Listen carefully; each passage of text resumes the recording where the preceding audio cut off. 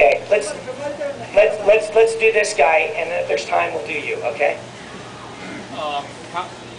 What kind of sense do you have in terms of how much material is there for completing prequels, or if that's even a possibility? This question comes up every time, so it's good that you asked it because people are thinking. He asked about the prequels. If you've been following online, you know that before he passed away, Robert Jordan talked about 5 different other books in the Wheel of Time, 2 more prequels, and 3 books called The Outriggers. I won't tell you much about any of them because they are spoilers, and so he's mentioned about them. We are really not focusing on those right now.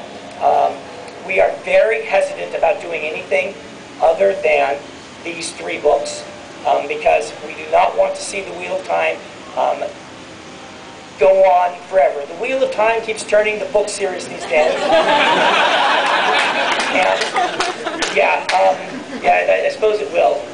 But no, we want to end on a high note, and we want this. What we're doing here, this is Jim's legacy, and this is done in respect and honor for him. And to continue it too long would be just to exploit his name.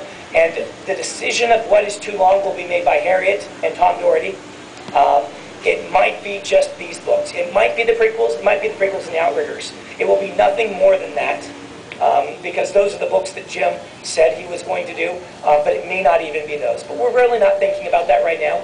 The thing that you can look forward to after this is the encyclopedia, which Harriet is putting together, and that's going to be awesome. With Maria and Alan, I hasten to say. And I just wanted to add that my husband loved Kenny Rogers. You got to know when to hold him. You got to know when to fold him. You got to know when to walk away. And that's the big question about those later books. Yeah. So she will think about it. She will talk to Tom Doherty. I'm staying out of it. Good.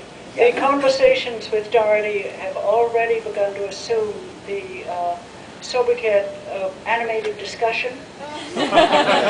So anyway, we'll see what happens. I think we do have time if it's quick for this one. How does it feel to write from a woman's perspective? How does it feel to write from a woman's perspective? Learning to write a female viewpoint was actually very hard. And it was hard because I was stupid, not because it should have been hard. It was hard, and this was long ago. I wrote 16 books, or 13 books before I got published. I sold my 6th. One of the big things I failed at in the first few were female viewpoints, and it was because I was sticking them in the books to be romantic interests.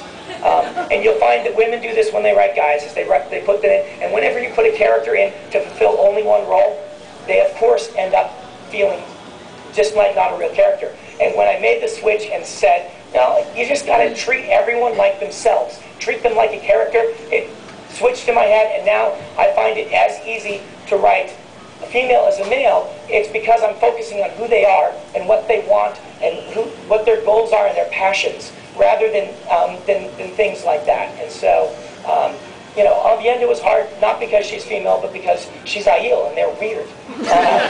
So it was hard to learn at first, but I don't think it should have been. It was just because I was dumb.